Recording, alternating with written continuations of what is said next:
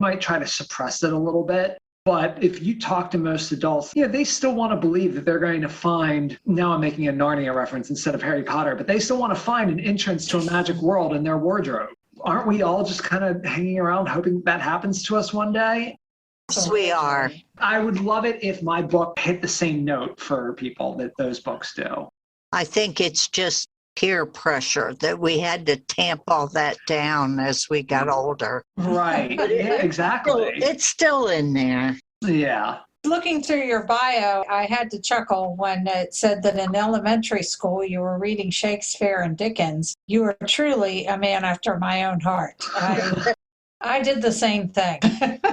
Yeah.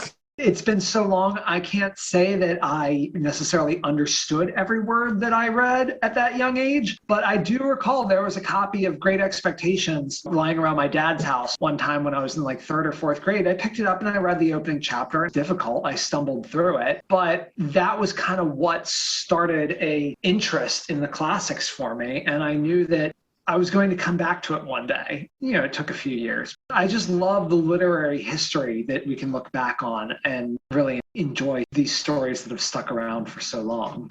The Purple Bird is the first book. Is there going to be more?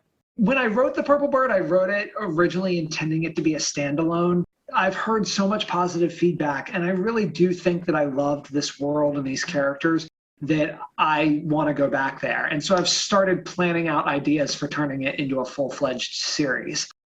That series is kind of on the back burner right now because I have started working on a second separate story called The Tide and the Stars. Right now, that was something that I started as a standalone, but now I'm envisioning it as a series as well. Hard to say whether we're going to get a sequel to The Purple Bird or we're going to get The Tide and the Stars, but it's all sort of how I let my writing muse guide me at this point. Will that be a fantasy also? Yes, it's another fantasy. Oh, nice. Very good. Well, Dylan, it was such a pleasure to get to talk to you, and we really hope that we'll get to see you next year at Fright Reads or Absolutely. Maybe at some other book festival. Can you give us your website so people can find you and your books? My website is Dylan Roach Writer. That's my name, DylanRoche, writer.com. And people can also follow me on Twitter, Instagram, and TikTok at Dylan is Writing. Dylan, thank you for talking with us.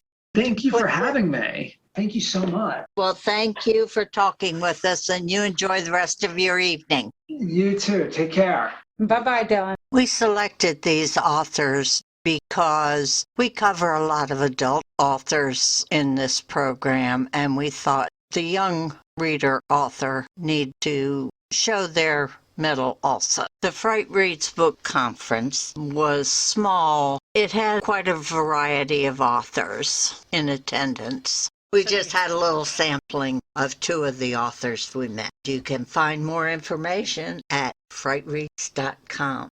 Trivia. Last week's question is, Robert B. Parker wrote the Spencer series. What was Spencer's first name? A. Joe. B. No name. C. David. Or D. Daniel. The answer is B. No name was ever given. Parker and his wife had 2 sons, David and Daniel. Originally, the character of Spencer was to be called David, but Parker didn't want to appear to favor one of his sons over the other. Parker, therefore, omitted Spencer's first name entirely, and it was never revealed.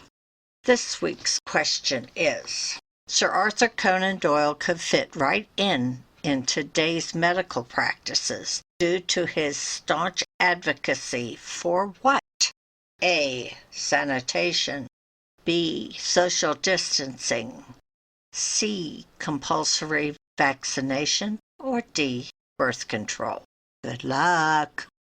All right, well, that brings us to the end of another episode. We hope you enjoyed it. And please join us again next week. And remember, life would be boring without a little mystery.